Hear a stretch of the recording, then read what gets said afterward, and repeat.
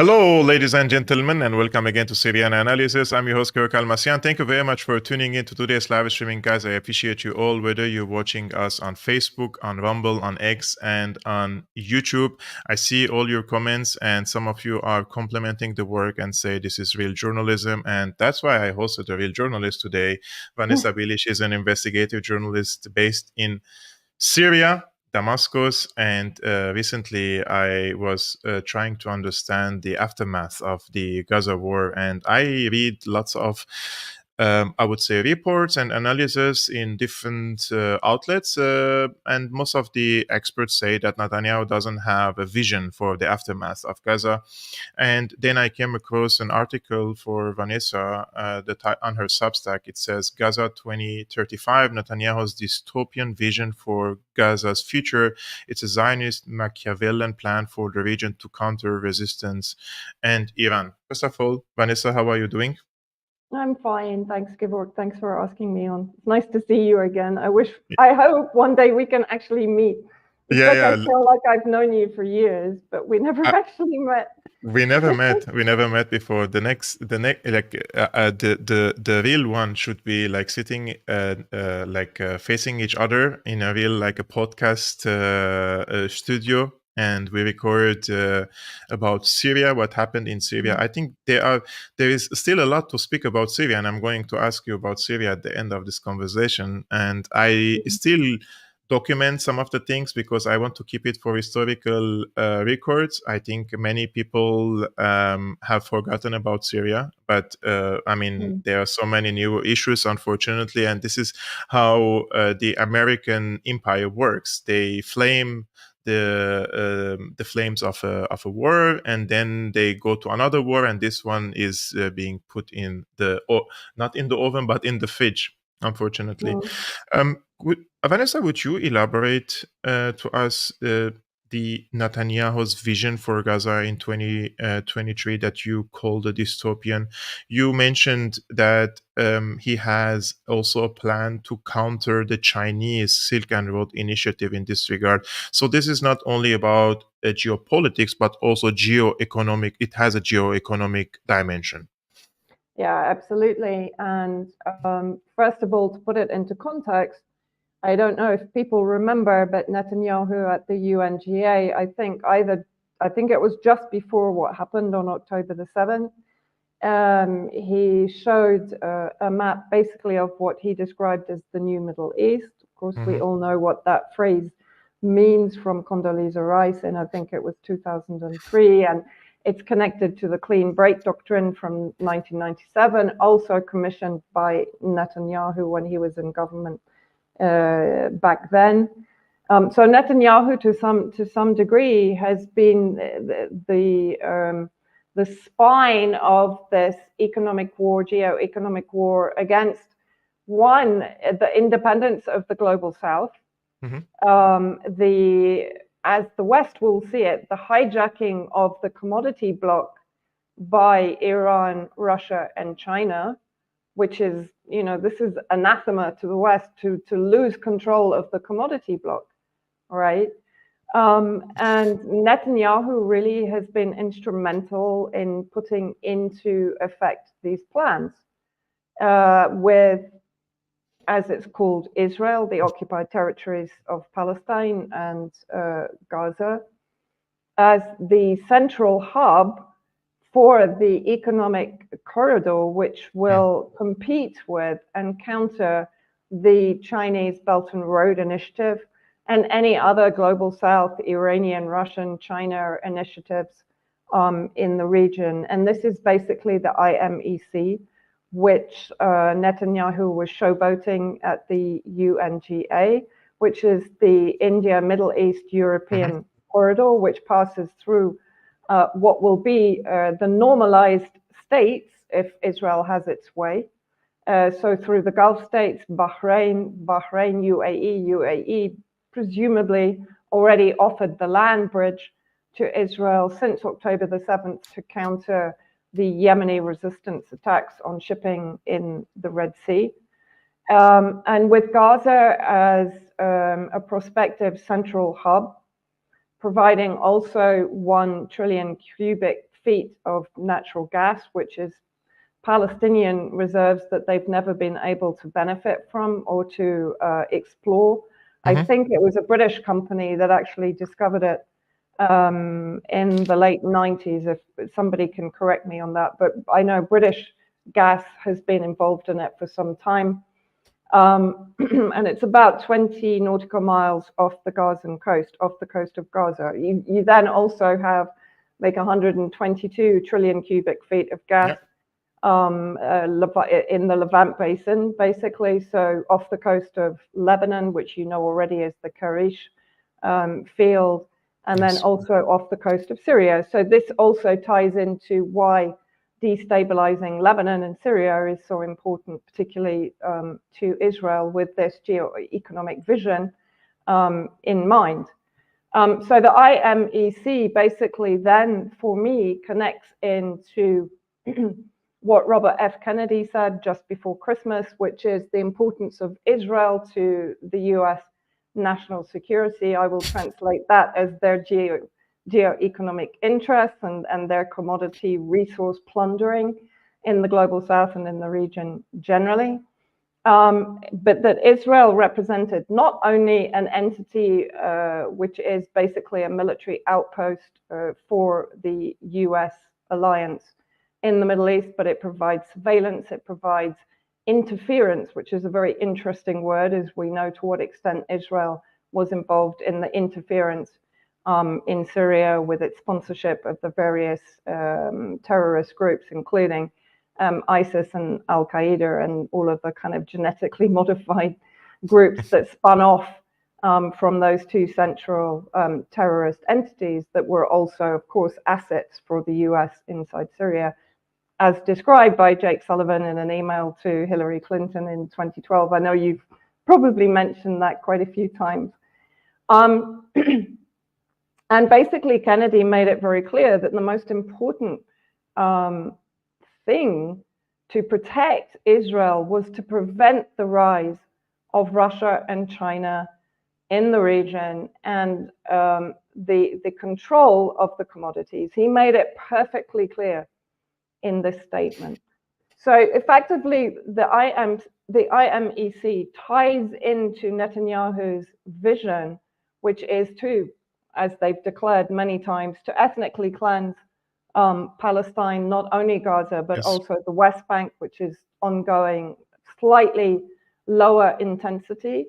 But nevertheless, there's more than 700 settlements that have been proposed and are starting to be built since October the 7th, which is further partitioning what is left of the cantons of Palestinian presence, which is entirely now, I think, under at least Israeli surveillance, if not full military occupation and rule. Sorry, electricity just went off. And in Gaza, effectively, so phase one of the plan is to cleanse Gaza, particularly northern Gaza, of Hamas. And then effectively, sort of paraphrasing the plan, to create safe zones, as they're described rather euphemistically in the plan itself, which was presented in December last year, by the way, to the Netanyahu administration or to members of it. And those safe zones will be for Palestinians that are de-radicalized and reprogrammed.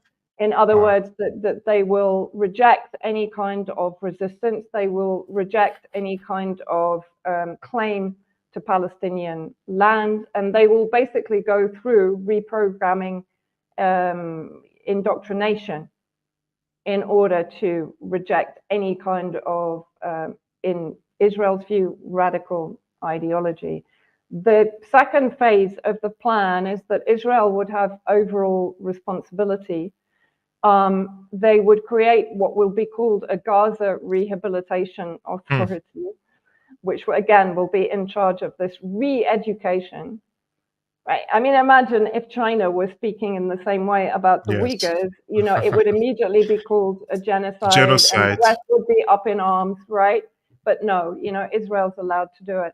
And They then have similar effectively, schools here in Europe, Vanessa. They have similar schools here for the former ISIS fighters who come. They put them in, enroll them in de-radicalization schools, but they don't consider this a genocide. But what you say in Gaza, those are the local people on their Mhm. own land. They want to Yeah, de-radicalize the people their of the claim, indigenous. their claim. Yes. Yeah, no, basically, wipe their memories of Mm, any history, culture, heritage from their country, from their mm, homeland, basically. It's disgusting. And then basically, phase one and phase two will be managed also. First of all, Israel will have overall authority, which means, of course, military rule in Gaza as in the West Bank and the occupied territories, going back to Ariel Sharon's plan, the five-finger doctrine in Gaza, which would divide Gaza up into isolated cantons, very similar to what they've been doing in the West Bank.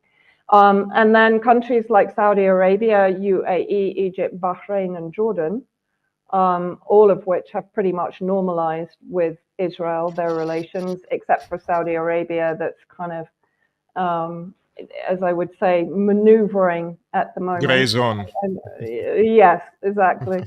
It has to keep its population Mm, relatively happy, as do all these countries, actually, because the actual population, not the regimes, but the population is actually in the majority against Israel right now. So they have a precarious position to hold, and we can perhaps talk about this because I find this um, instrumental to the future of Palestine and even the future of the region. How the Gulf states will play this situation and which side basically are they going to end up on eventually. And then finally, of course, stage three, which will be in about 10 years' time, those Palestinians who have accepted the de-radicalization programs and are living in the controlled safe zones, probably being used as slave labor for the industry that Israel envisions or envisages developing inside Gaza and in the southern occupied territories. They can finally normalize relations under the Abraham Accords with mm. Israel. So they will effectively then become, let's say, vassal ghettos of Israel. At the same time, the gas, which is Palestinian gas, will be used to basically fuel industry in northern Gaza, which will be partnering Israeli industry in the southern occupied territories. And it will be a free trade zone going from Israel to Gaza to El Arish, which is Wow. in Egypt, of Lebanon. course. And the Lebanon. produce, yes, that will be manufactured inside Gaza will be shipped to Europe through El Arish. So Mm, this also brings Egypt into the mix because, Egypt is very much kept on life support, just as Israel is, but to an even greater degree with Egypt. 100 million people. It's completely bankrupt. It's totally in hock to the IMF, to the US, to the EU. The EU just recently gave it another 7 billion. It's also in hock to UAE, Saudi Arabia, who are pouring investment into the Sinai. The Saudi NEOM project, which for me is just a complete disaster, which will be, in the northwestern corner of Saudi Arabia, but will now connect to the Sinai in Egypt, and of course will be only 60 kilometers away from Eilat. So all of these countries have a control or have a footprint in Egypt. And add to which, of course, the mafia connections in the Sinai with Israel, for example, Ibrahim al-Ajani, who's very close to the Sisi regime, very close to al-Sisi's son, is working the Rafah border, for example.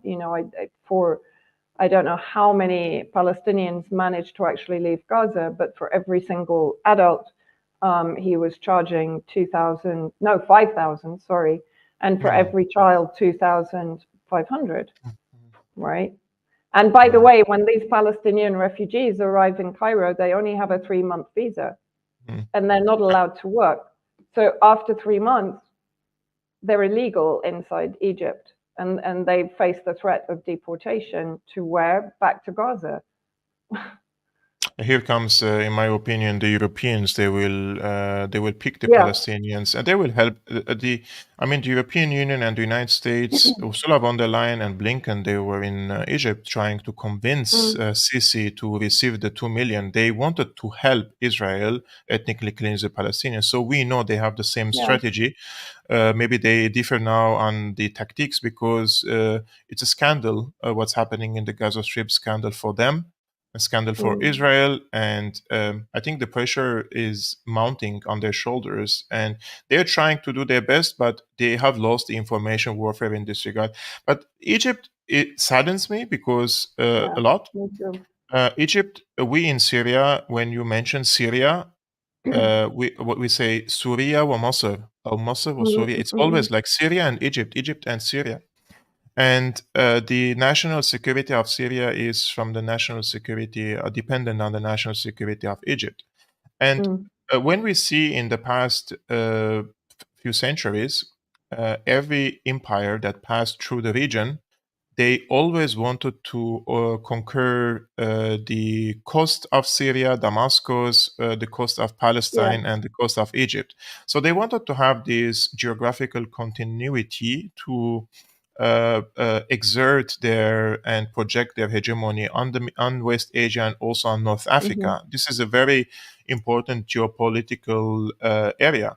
And that also explains why Israel is in the middle between Egypt and Syria, right? Like the Brits, the Brits were the main planners of this. So and now I get like the impression that Egypt has been, sorry to use this term, but it's been raped economically, like they drained Egypt completely. I mean, there is no excuse for Egypt not to move because Israel has violated the peace accords with Egypt by moving its forces to the borders with Rafah. And Egypt has done nothing. Officially, I'm speaking. They're just issuing condemnation statements, this and that. It's very sad to see Egypt has reached to this point, and they have the biggest army in the region, right? 100 million population. Yeah, I mean, what's going to happen to Egypt is it's either going to completely become subjugated forever, or the people, if the people rise, then what is going to be the alternative of Sisi, the Muslim Brotherhood again, right? Like they are between one hammer or two hammers, I would say.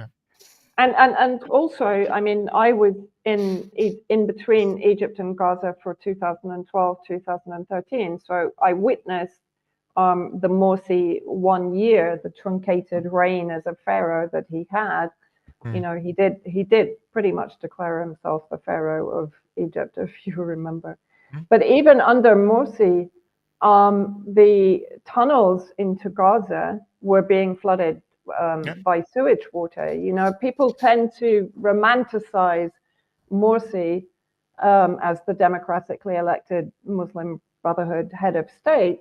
But in reality, I remember being there during the referendum, and people were voting out of fear and blackmail because the Muslim Brotherhood had control of the resources, particularly in the rural areas. So they had control of food deliveries, water deliveries, electricity, hospitals, schools, and they basically threatened to cut all of that off if the people didn't go to the referendum and vote for Morsi. I mean, I was there during this time, so I was speaking to people at the referendums, and it was a very tumultuous time in Egypt, as you know. And Morsi, within a few weeks of his presidency, took more of a loan from the IMF. I mean, Egypt was already completely bankrupt. I can't remember the exact number now, but he took a huge chunk of loan from the IMF. So he basically, in 1 year, he drove Egypt down into the doldrums. And then, of course, when and a lot of the brutality was, of course, being misreported by the likes of Al Jazeera, and even the BBC and so on, the usual suspects who also misreported criminally on the Syrian Yeah. so-called peaceful revolution, right? So yeah, for me, it also breaks my heart. It broke my heart from 1979 onwards, where effectively Sadat signed a normalization deal with Egypt that Israel has basically held as a sword of Damocles over Egypt since then. Yeah. And even the recent skirmish at the border when an Egyptian soldier was killed, and the Egyptian military are claiming to Al Aqaba that the Israelis fired a missile at an Egyptian watchtower, so the Israelis were the aggressor. Mm. But in reality, what is Sisi saying? He's saying, look, even if we, whatever inquiry we now do or carry out, we're not going to release the findings because this will inflame the population. So basically, what's he doing? He's just trying to defuse it, right? But Mm. I think you have. I don't know how strong it is, but I was reading something in Al Mayadeen from the Nasserist Party, which of course Mm. is looking back towards Gamal Abdel Nasser, um, and they're coming out very strongly. They're saying, Egypt should break the Camp David Accords. We should sanction Israel. We should do everything in our power in Egypt to support the valiant Palestinian resistance. And this is the Egypt that I know and that you know, right? And it really, I think of all the countries that are effectively not only doing nothing to help Palestine, but are effectively facilitating the ongoing genocide for the last 7 months through their tacit approval of what Israel is doing for whatever geopolitical, geoeconomic reasons. Um, Egypt is the one that just breaks my heart. And Eva Bartlett will tell you the same thing. When you see how the Egyptian military, even back in 2012, 2013, treats the Palestinian people at the Rafah border, it's horrifying. Yeah. I mean, when you talk about dehumanization, the Egyptian military is no different to the Zionist military in its treatment of Palestinians coming in or going out of Gaza. Oof, it's very depressing picture. It's a very bleak picture in Egypt, and I don't see that they have a way out of it at the moment. They are dependent on Saudi money, Emirati money, IMF money. The country is bankrupted, and the, I mean, the logical outcome for this could be a volcano, an explosion, an internal explosion of the people, and what I find is it's not funny at all, but what the Americans and the Israelis think, in my opinion, is funny because they think that if they neutralize the Saudi Arabia, Bahrain, Emirates, Egypt, then they will finish on the Palestinian cause. And this has proven to be like it's not the case. Like they think that they can completely end this Palestinian cause and the calls for Palestinian nationhood and everything by neutralizing the neighboring countries or the Arabic countries. But they really miss the point here that the Palestinians are the ones who are struggling for this. And I understand that they need, of course, in order to resist, you need material support from outside.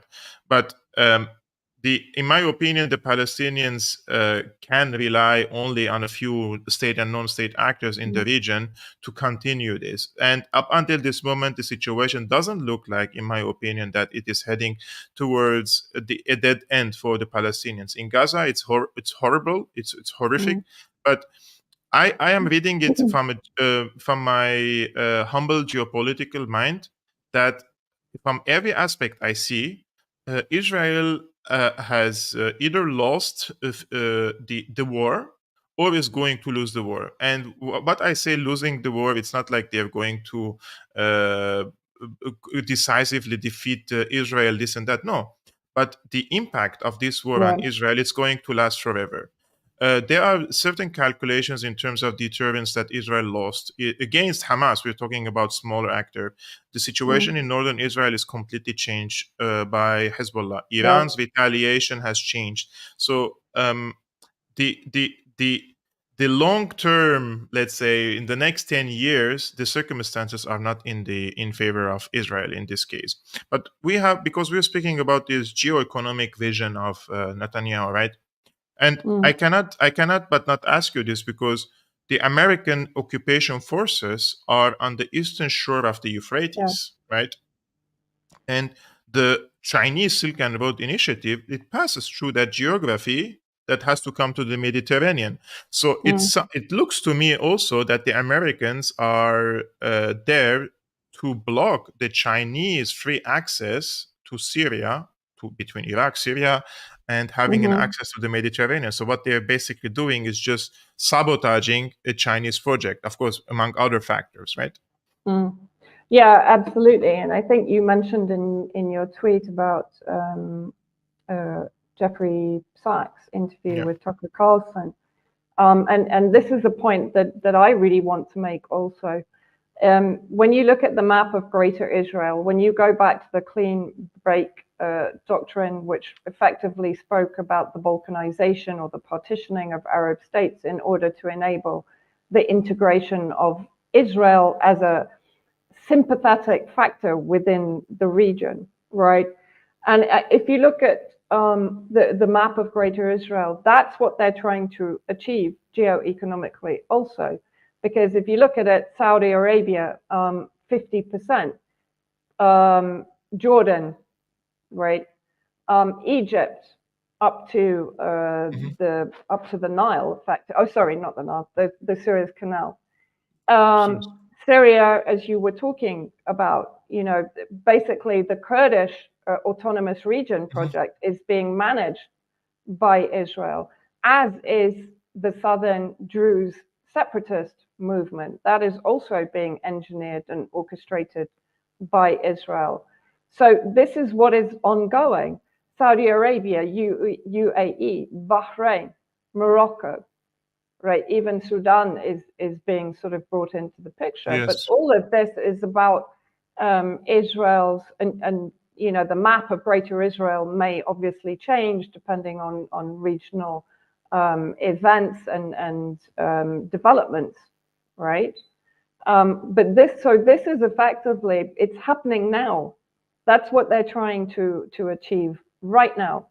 And that occupying through the Kurdish Contras, the east of the Euphrates and the northeast, and US occupation also, is also to try, you've talked about this before, to shut down the Al-Bukamal border crossing between Iraq and Syria, because this is the only crossing that is still open, that allowed a land bridge from Iran through Iraq into Syria and eventually also to the Palestinian and Lebanese resistance. Right, so it's very important for the US and for Israel to have control over that entire eastern border corridor in Syrian territory and then bordering Jordan and Iraq. Yeah.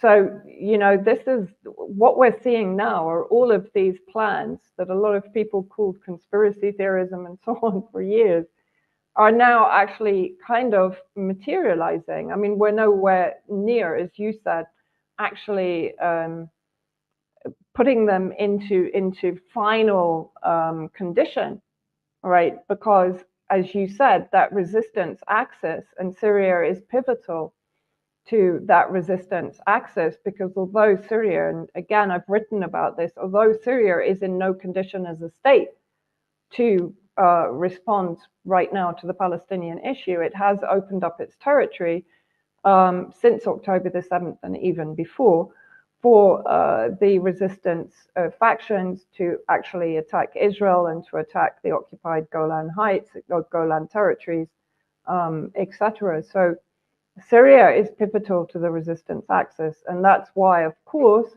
Israeli aggression continues against supposedly Hezbollah, but also against and Iran, but also against Syria's defense capabilities, particularly its air defense capability, in the case of an expansion of the war, which Israel was looking for, in my opinion, until there was the retaliation from Iran, and then everything went actually a little bit quiet, on that front, because I think Iran reacted very intelligently when it did retaliate, and it exposed both Israel and the US coalition. It exposed its weaknesses, and I think it sent them away to have a bit of a head scratch and a think about perhaps this isn't the best idea to expand the war right now. Yes, I've just mentioned something here that is about Syria. This is just my understanding that there is a decision. The Syrian war has developed new realities in the region and new alliances, like, let's say, solidifying the alliances between different state and non-state actors. And there are joint military and security operation rooms between Syria, Iran, Hezbollah, Yemen, Iraqi groups, Lebanese group, Palestinian groups.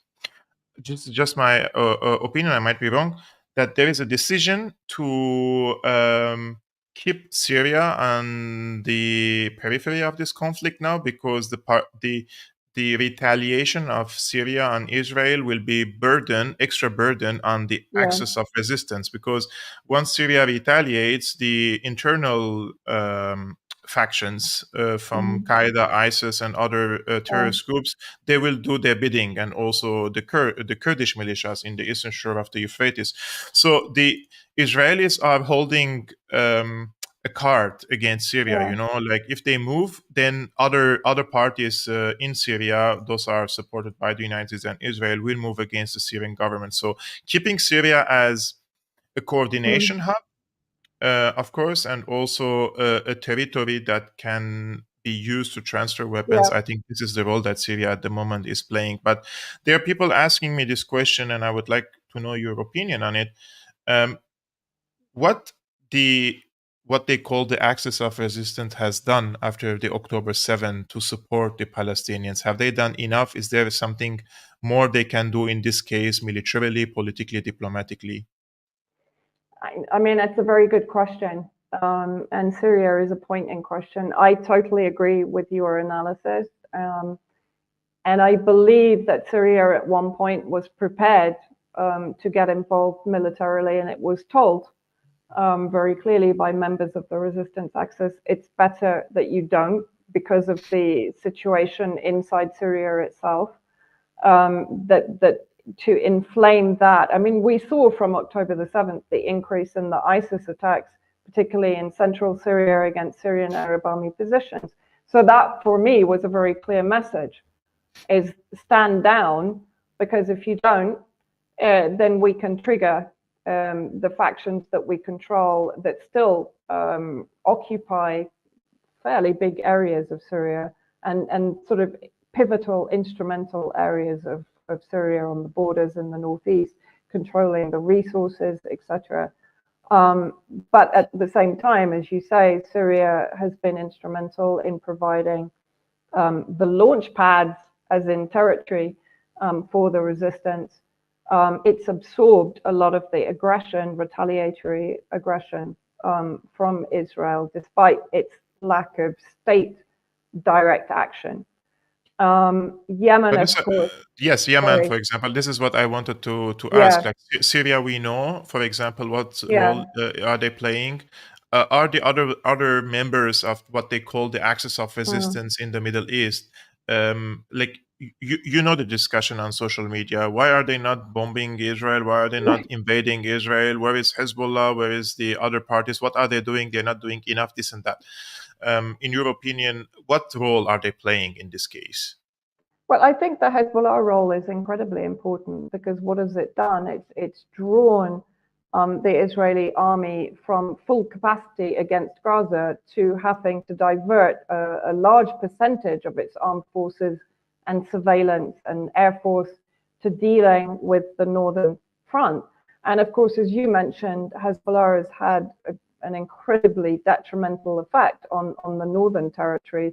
I can't remember which area it was, that 2 days ago announced that it was basically separating itself from Israel, didn't want to have anything to do with Israeli military or Israeli governance. The more than 200,000 settlers have had to evacuate from the northern occupied territories and are living in hotels in central areas of the occupied territories. Businesses have been destroyed. So that's had an incredible detrimental effect on the Zionist war effort and economic effort, right? I mean, the Zionist economy is really struggling right now. As I said, it's on US, UK, EU life support. That's what's keeping it going, particularly US. As regards the other resistance factions, I mean, Yemen, you know, beloved Yemen, I mean, the purest heart in the resistance axis for me, no political veneer, nothing. Just absolutely whatever the consequences, this is what we are going to do. We're going to oppose genocide, which under the Genocide Convention, they have absolutely every right to do. They've been, how many people have died in the Yemeni campaigns, by the way? None. But I'm aware of one or two, and two sailors that actually drowned. But they have had an incredibly hard economic impact, not only on Israel itself. I mean, Eilat port is shut down. It's not functioning anymore, right? And combine that then with the missile attacks from, for example, the Islamic resistance in Iraq. I think the one disappointment for me from, if you like, a state member of the resistance axis is Iraq, because whereas they have demanded the withdrawal of US forces and occupation, now, of course, they're working on a bilateral weapons deal with the United States.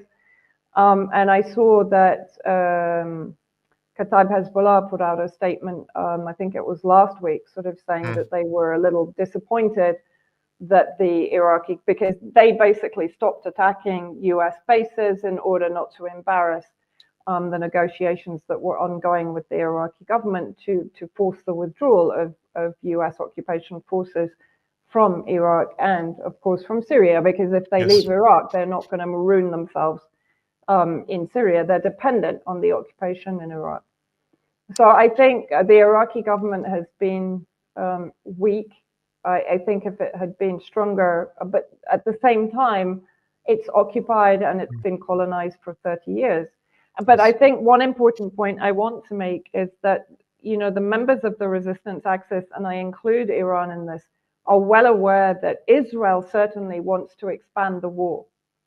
So what they have been trying to do while supporting the Palestinian resistance, that, by the way, is only able to fight because of the supply of arms from the resistance axis, including predominantly actually from Syria.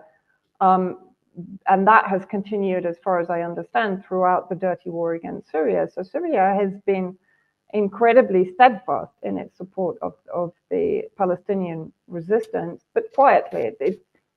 Syria has, in my opinion, a bad habit of not making public some of the great work that it does regionally.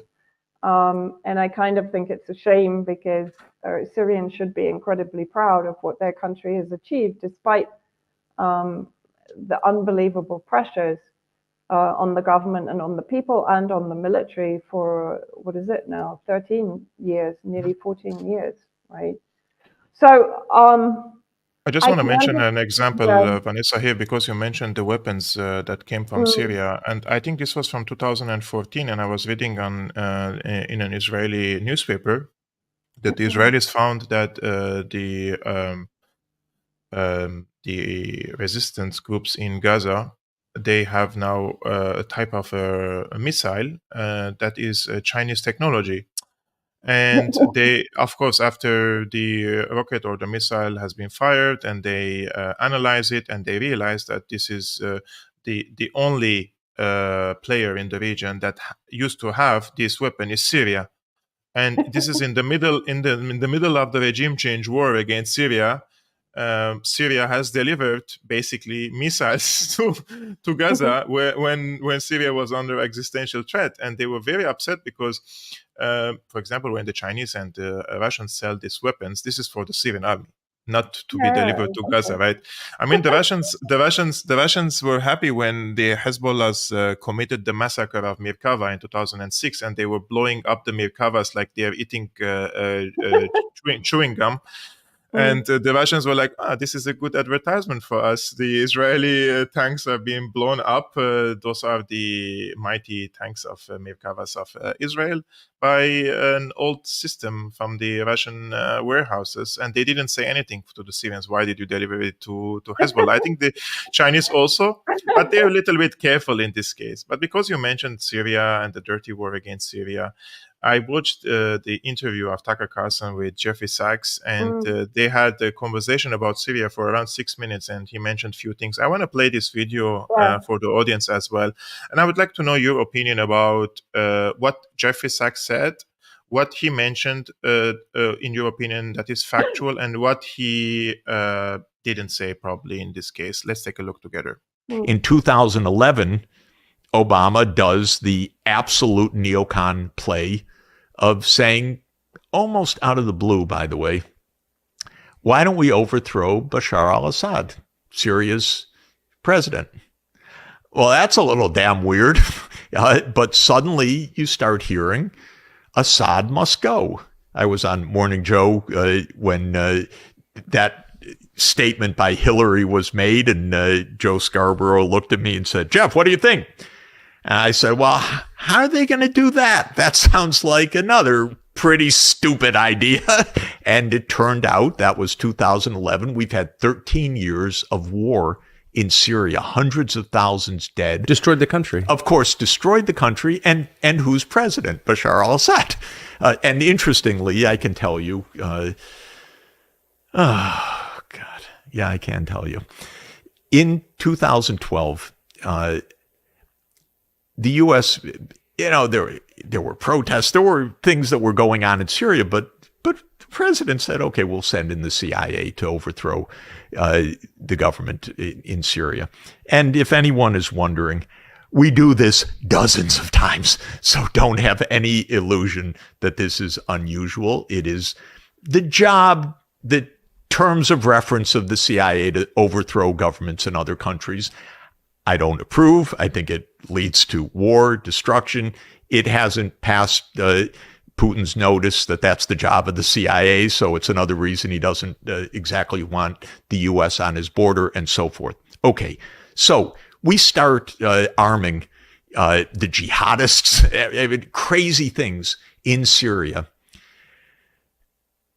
Yeah, I can say it. I'm just thinking because...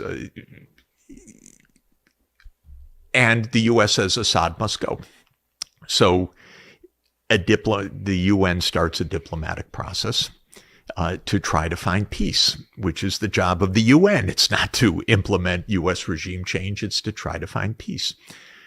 So the UN succeeds in getting all of the parties to agree to a peace agreement, except one, the U.S. So the idea that you couldn't find peace, you couldn't find all these different factions in Syria. There was an agreement reached, but there was one obstacle to the agreement, and the obstacle was the U.S. said on the first day of this agreement, Assad must go, and the response was, why don't you have it a process? There'll be in 2 years an election or 3 years. Don't overthrow the government the first day. We have all this in place. And Obama, well, I don't know if it's Obama, probably Hillary, but whatever, said no. So that's why there was no agreement. But what was the motive? Like, why would you want to overthrow Bashar al-Assad? Very strange. I've never heard an absolute intelligent reason for this. Believe me, their idea is we can do it. Why not? One argument was that the neocons had a list And this is actually what Wesley Clark, who was, NATO's supreme commander in the end of the 1990s. I know Wesley quite well, and he's also spoken about this. He said the neocons had a list that they were going to clear out in the 2000s all of the governments aligned with the Soviet Union or with Russia. Now, Russia has a naval base on the Mediterranean. Yes. And so Assad is therefore an enemy, or not an enemy. He doesn't rise to the level of being an enemy. He's someone whose piece you can take off the board and put in your own piece. That's all. So the idea is incredible arrogance. They don't think, honest to God. I don't know. Whoever gave that order knew nothing about Syria. That I can guarantee you. But the downstream effects of that were horrifying. Well, unbelievable. We created ISIS, so... Yeah, but we probably created ISIS pretty directly because we funded jihadists all along the way. That's our story since 1979, actually. Yes. So this goes back a long time. They're not clever. They're not honest. They're not transparent. They are arrogant to the hilt. And they don't talk to anybody else, including to us, the American people, including to Congress, including to counterparts in other countries. And it gets you into trouble when you're so flippant and flagrant. Because remember, what was happening in Syria, they did exactly the same thing in Libya. And you look at Libya, they decided to take out Gaddafi. Why? No one really knows. He was cooperating with us at that point. No one knows because some people say Sarkozy knew that Gaddafi had contributed to Sarkozy's campaign, that it was a personal vendetta. There are 100 theories. The fact that there are 100 theories shows that the whole thing was bullshit, to use a technical diplomatic term. You cannot even know right now why. What you know is that they misused a UN Security Council resolution to protect the people of Benghazi to launch a months-long NATO aerial bombardment of Libya until they brought down the government, unleashed war in Africa for the next 13 years until today, which is still roiling all of the countries of the region. They do these things because they can, because it doesn't count. Maybe another theory, which is maybe true. What difference? It's money. It's a business. We're running a business. We're trying weapons. We're doing this. Maybe it's all a success from somebody's point of view that you have all these wars going with this big military machine. I don't know. That is a theory which is not completely dismissible, because what you can't do, Tucker, is look and say, my God, we had a geopolitical reason to do this. This was really part of American security. We really needed to overthrow Assad. We really needed to take out Gaddafi, because if we didn't do that, something else would happen. You cannot even concoct a crazy narrative ex post that explains that. So these are not deeply explicable facts. So, Vanessa, I watched this video and I already wrote my opinion about it on my X account. I was a little bit surprised that he says there is no geopolitical reason for the regime change in Syria or in Libya. I mean, the emails of Hillary Clinton are leaked in Libya. There was, of course, a direct reason for the invasion of Libya to stop the project of Gaddafi of issuing a golden-based currency for the entire African continent. This was one of the reasons. In Syria, many other geopolitical reasons related to Iran, the fleet of Russia and the Iranian presence in the region, and the axis of resistance that has been formulated. But he never mentioned Israel. This is something that struck me.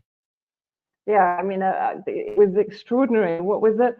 No intelligent reason, and they didn't think. I mean, this is kind of, I mean, Jeffrey Sachs has come up with some really interesting points and information at times, but it strikes me that he's gatekeeping One on the CIA really direct interference for the last 75 years, actually, in Syria, which has many times been in opposition to the Soviet Union or to Syria's relationship with the Soviet Union, and then, of course, with Russia.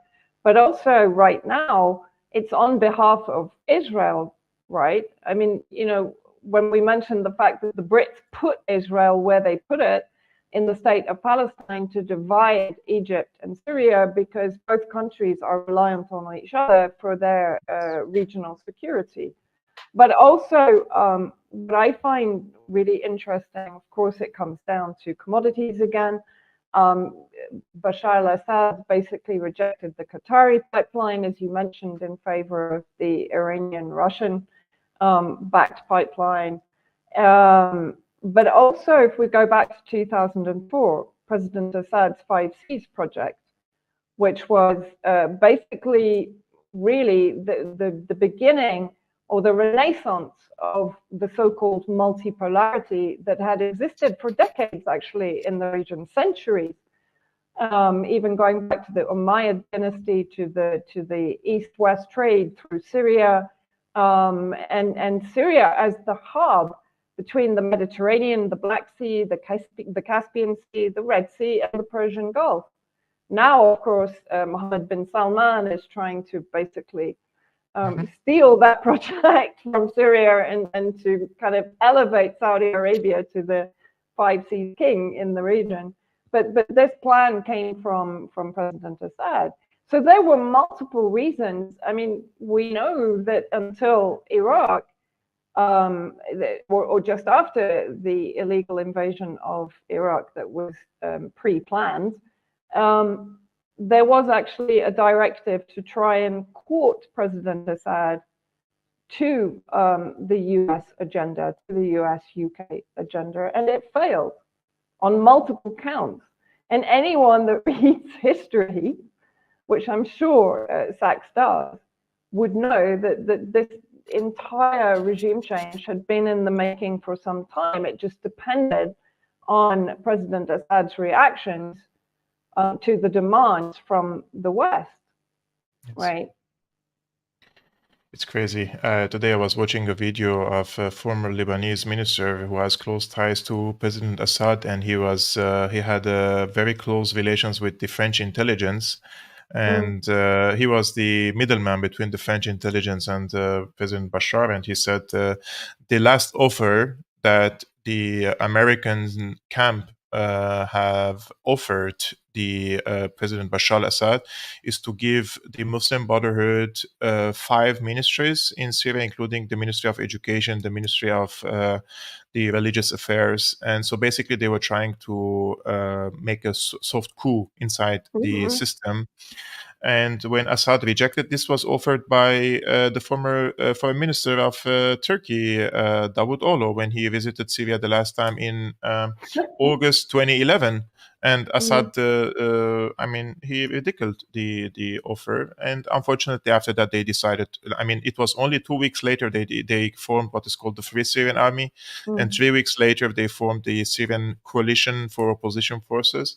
And the news and the rumors coming now as we speak from Doha, that's why I was checking now that I received some notification. I'm not sure yet, but this is a rumor that Qatar asked the Syrian opposition to fuck off, basically, and close the embassy of the Syrian opposition in Doha.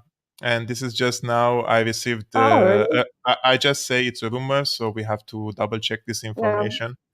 Yeah. The last Arab League summit was like they were standing next to each other, Assad and Tamim. It's like he and his father, they spent like tens of billions of dollars in Syria to kill that guy, and they were standing next to each other. It's a crazy jungle, I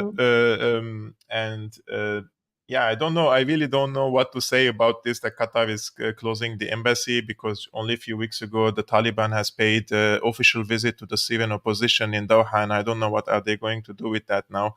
That's... No, Vanessa, it's crazy. It's a crazy time. Egypt now is in China for the Arab State Cooperation Summit. So So we also need to see, some people are very optimistic that China will be able to somehow swing Egypt, but I don't know. I'm not entirely convinced. We'll see. Yeah. Vanessa, where can we are around 800 people on X, YouTube, and Facebook watching this now live. Where can they find your work? You're mostly on Substack recently, right? Yeah, mostly Substack, Telegram, Twitter, and still on YouTube. But Substack is where I basically publish all my work. Okay, so guys, I have her X account in the description below if you're watching us on YouTube or Rumble, and also her Substack, her X, and also I tagged her YouTube channel in the description below, so you can follow her work. I'm receiving notifications every time she posts an article on Substack so that I can read it. If you subscribe it, you receive a notification to your email.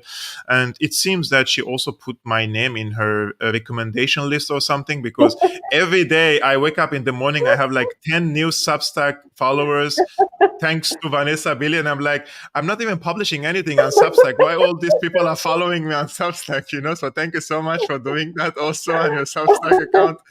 So guys, her Substack, she is really working on Substack a lot. She's publishing regularly there. So make sure to hit her a follow. Vanessa, I'm very thankful for you and for all the work you do and coming to the show again. I'm really thankful and grateful, and hopefully the next time would be face-to-face together. I hope. Thank you so much for having me on, Gevorg. It's always a pleasure. It's my pleasure. And guys, thank you so much for tuning in today. Really, you watched 2 live streamings today in a row of 3 hours. I appreciate you all, really. Just from the bottom of my heart, thank you.